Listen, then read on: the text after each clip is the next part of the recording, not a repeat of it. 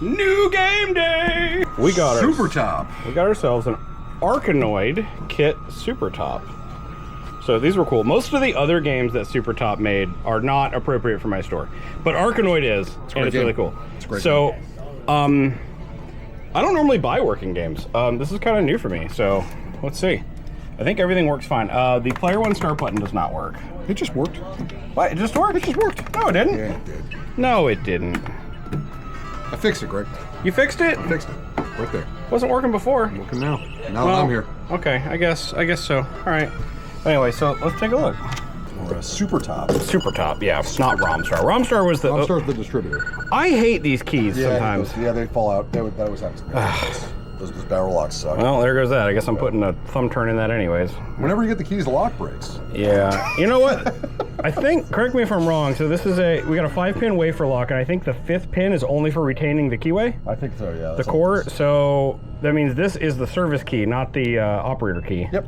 And, great. Well, I'll try to get that back in there later. So yeah, we got ourselves a, this is a 4-gear. They came in 2-gear and 4-gear. Yep. What's interesting is the spinner. Go ahead and spin that. No, just the wheel, like independently. It is not captive to that shaft. I'm pretty sure it's supposed to be. Yeah, it probably should be. It probably should be. I mean, it's got a lock washer on there, so it looks like. Yeah, it should be. Yeah, it looks like it's not mechanically coupled. Oh, don't do that. You're spinning the D shaft here. I already did that. It looks like it's not supposed to be mechanically coupled, but it is supposed to be compressively coupled. Interesting. So that's cool. And then my understanding is that the bushings in this right here wear out, and if I play with this, I see it wearing out. So some people make bushings and sell them, but I have a lathe. That's a very common. Yeah, but I have a lathe and a big chunk of Delrin out in my workshop, so I'm going to make a Delrin bushing for that probably later today, and we'll grease this up really good. So that needs a little bit of effort. The player one start button is the original start button with this old school like plunger push button, which is those are standard like. Yeah, which is kind of different. Player 2's been replaced. Yeah, someone replaced that with a micro switch. Yeah, we did find $1.25 in it. So that's kind of cool. And check this out. You're gonna love this. So nice key, opens right up.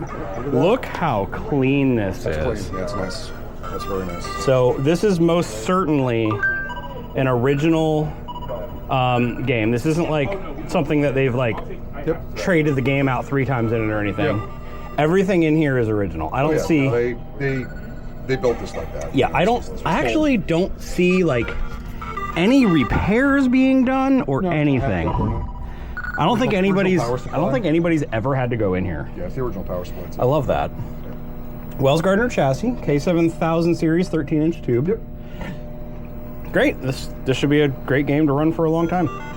Oh, it might be a 4900. Not 4900. Yeah, sorry, not a 7000 series. My bad. 4900. The same thing, just smaller. Yep. Yep. Even this fan is like the original fan. It's running. And it's running? Wait a minute. Look at that. We got soldered wires for the fan. I'm not gonna touch it. That might be 110. Wild.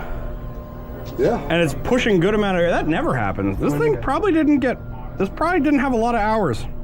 30,000 credits on the clock. Yeah. Yeah, this is one of my favorite games, but I have not played it. I haven't played it since I was a kid. Basically what happened was I rediscovered it as an adult here at the store. Yep. And I'm like, oh man, I used to play this. That's what that game was. It's so cool. But I immediately learned that it was available in an arcade cabinet. Yeah. And just knowing that made me not want to play it on NES. Yeah. Yep. So I want to play the arcade version with the spinner and everything. And now I got one. So I'm probably actually going to spend multiple hours playing this in the next couple weeks. Really fun game. All right, well, we're going to pull this joystick apart and we'll check back in with everybody when I'm doing something interesting with it.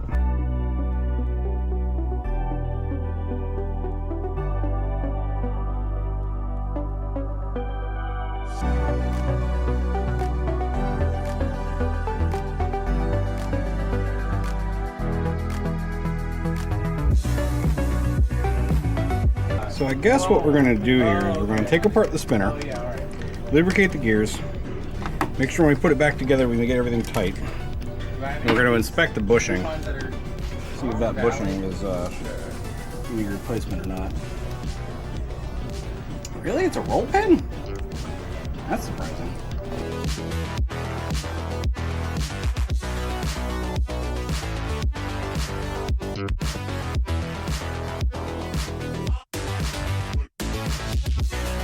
Now I'm taking a picture with my brain so I know where everything goes back. I know you got it back in the right spot when it works properly. So that was the nut. Is that a nylon insert nut? It's so tiny. And we got a C-clip. Okay, I can pull that. It's not too bad. Let's set aside this gear first, so I don't mess it up with a screwdriver. Here's what I'm looking at. I gotta pop this C-clip out, but prying against it, I'm on the gear. And the gear doesn't quite clearance up enough to get it out of there. So, I mean, spin it around and make no progress. Oh, I got it. I pushed it off from the other side. Ew, it's yucky. Someone lubricated this with the wrong thing at some point. I don't know what that was. I don't know what makes it wrong, but I can tell this is the wrong lubricant. It's sticky. Okay, that gear looks fine. No broken teeth. So I'm told that this bushing is probably why this thing sucks. You can see how much play there is in there. So I'm probably gonna go make one of these. Alright, yeah. Now, where's AVE when you need them? If it's like a little bit knocked up or something like that. Ooh, this feels like garbage too, though. It shouldn't make sounds. So this spinner is free spinning. It shouldn't be. You can tell because there's an insert star washer there. So that's job is to keep this thing from free spinning. So this shaft isn't tightened enough. That's fine. We can do that.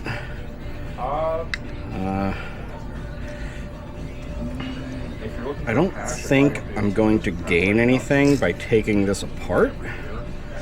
I think I'm just going to go hit it with some brake cleaner and then tighten this on there. I'll do this first. I'm going to take the optical encoder off of here.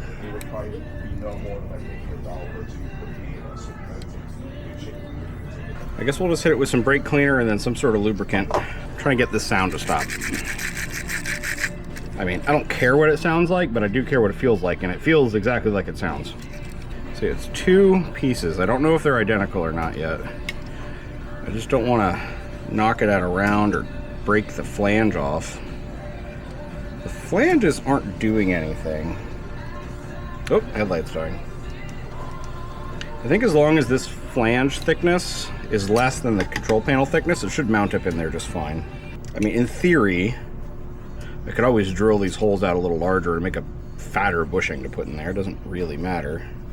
But I'll start with trying to make one that's the right size. But if I can't get that wall thickness, and I need to make one thicker, then... Ooh, that was a sound. Ooh, I don't like the sounds I'm making. I kind of want this game to last for a long time. Okay, we're going to start this by cleaning it. Let's go do that. Alright, we're back in the shop. Let's see. So we got one. Of course, the air conditioner kicks on now. I got one bushing that I popped out. I kind of marred it up a little bit when I removed it. I was kind of worried about that. So the other one's still in there for now. We're just going to clean this and see what happens. We're going to clean it with some brake cleaner. Probably brake cleaner? I don't know. Someone's probably yelling at their screen right now. No, don't use brake cleaner. It's fine. We'll use BW100 first. It's not exactly contacts we're working with, but whatever.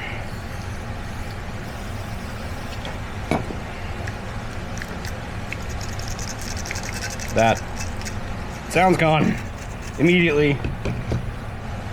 What is this stuff? It's like magic. Use brake cleaner, not contact cleaner. It immediately worked. What is that? It even feels clean. Okay, well, if it works, let's not change it. Let's just get it clean. Ah, there we go. I've gotten the paper towel into it. That ain't gonna work. This might work. Just grab your random desk drill bit. If you do not have a random desk drill bit, you're doing it wrong. and I cannot help you.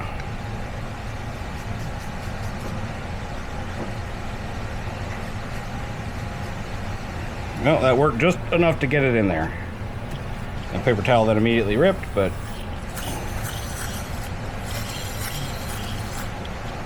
this has got hexaflexosane or something in it.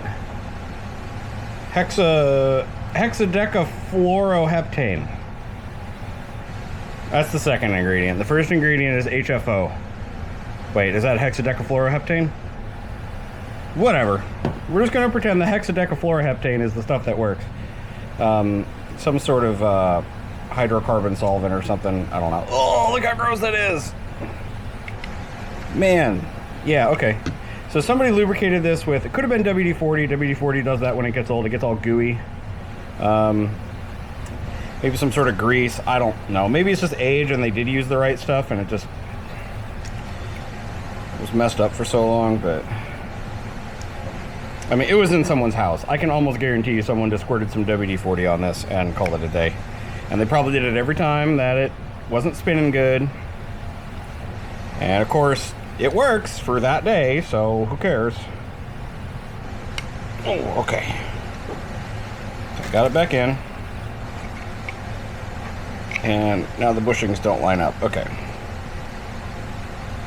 Is there any reason why this shouldn't be a one-piece bushing? Can I make it a one? Yeah, that's possible. Huh. Okay. Well, I guess if it was a one-piece bushing, it just needs the flange on the back, as long as I put a dot of super glue on it. Okay, so that's... Oh no! Well, there goes that. I just broke the bushing. Dunsky. Now I need to make one. Dang it. Doesn't feel great. This should free spin. And it's not attached to anything. This should be free spin, and it's kind of, I can feel it. It's like kind of mushy. Honestly, it's spinning better now that it broke. Because they weren't perfectly aligned, they were kind of offset. It was kind of binding. The shaft isn't super smooth. Here, let's do this. This is not nearly bad enough for me to like put it in the lathe and resurface it or anything, but I will hit it with some Scotch-Brite. Scotch-Brite is kind of magic for when you kind of want to sand it, but you don't actually want to take sandpaper to it. But like nothing else seems like the right choice. You're probably looking for Scotch-Brite. If you don't have a box of this in your shop, you need to. You'll use it for everything. Okay, that feels smooth now. Something smells not correct. Oh, there's a washer. Cool, that washer goes there anyways. Okay, something's binding up. It's actually tighter than it was. Ah, remember how I said this is the wrong lubricant?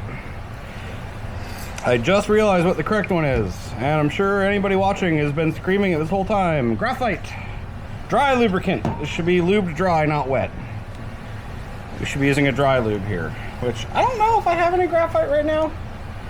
So that might not be a very reasonable option at this exact moment in time. I need to get some more. I think I ran out. Oh yeah, this feels like garbage. This feels better now. You can tell it's still a little gummed up. Yeah, I got some throttle body cleaner. That's close. Oop. Apply directly to eyeballs. Do not pass go. Oh yeah, this is moving pretty good. Oop, I'm not melting that up. Okay, no.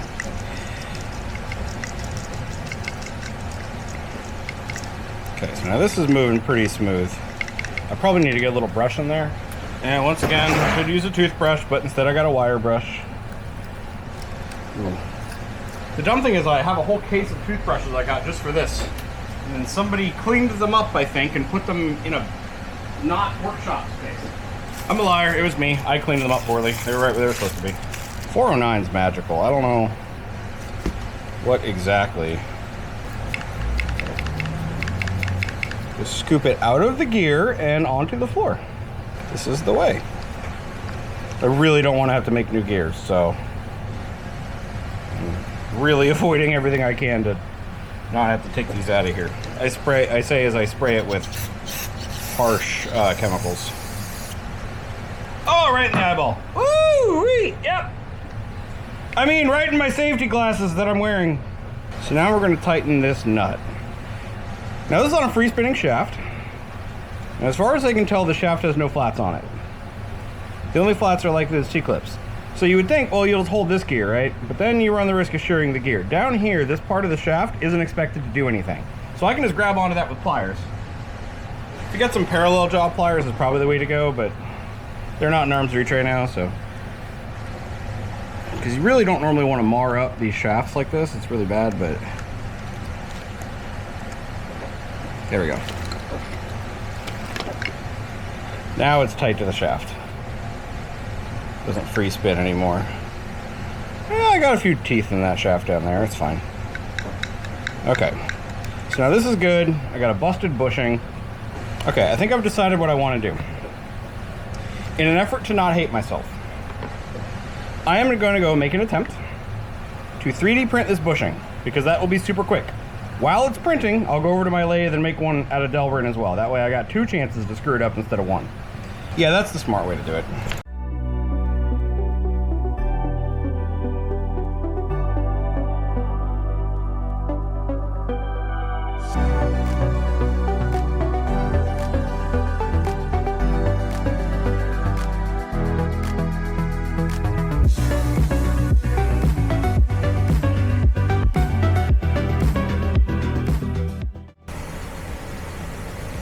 Wow. That isn't even close. I'm not going to record the next part. Just pretend I did the same thing, we didn't mess it up. I'll jump back in when I got this but correct. Okay, I took a moment to think. Took a moment to work, not on the camera. That's what I came up with. First order of business, I gotta salvage my base. This is the way I should have done it in the first place. 4-jaw chuck. Yeah, I know. I have a 4-jaw mounted in a 3-jaw. Whatever. With a boring bar. That's the way I should have done this in the first place. So now I'm making concentric clearance through it. I would never recommend anybody do this way. I just haven't made a back plate for my little 4-jaw yet. Quite frankly, when I do, I'm still going to probably mount it in my 3-jaw, just a little better.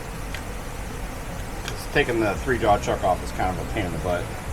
I don't like having to do it. Last time I did this, it threw my chuck at me. So that was fun. Yeah, I cannot emphasize that enough, how much it's not a good idea to do this the way I'm doing it. Like, really. Okay, we got a ways to go. We just gonna sneak up on it. I ain't gonna stress too much about it. I'm starting to second guess myself here.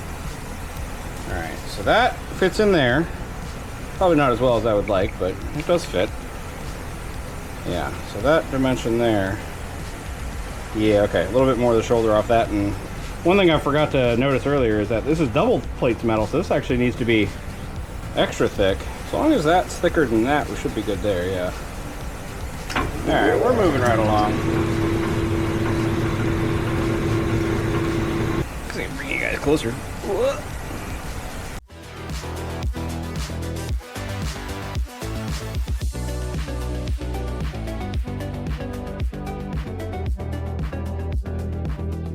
See, if this bushing is loose, the knob's going to wobble. Don't want the knob to wobble. Ooh! We're getting closer. We're certainly getting closer. A few moments later. I think that's it. That feels good. Nice and smooth. Alright, now, I can actually see the detent on the back side where the circlip needs to go. And I ain't there yet, so I need to make it overall length a little smaller. That's pretty easy. It needs to accommodate the circlip, and there's a washer. The washer's like paper thin though. Not too worried about that one. There. Yeah, I got access to the circlip. That's fine. Alright, that should be it. That's my part. Done. I feel like this is probably the way it should have been designed in the first place. I've been working with... Oh, I guess I did turn the base here down. Yeah. let's see if that gives me enough room to squeeze that in there. I think it does. Yeah, it'll be a little tight, which is kind of the point there. And then this was in there. And it actually spins now. That's great. And then we had a C-clip that went on there. That should still fit there, nice and, ooh, that's a close fit. Good enough. All right, and then we had, I think this is the one that was here. And this one was here, it must have been. Which makes this one here. All right, so that was our assembly.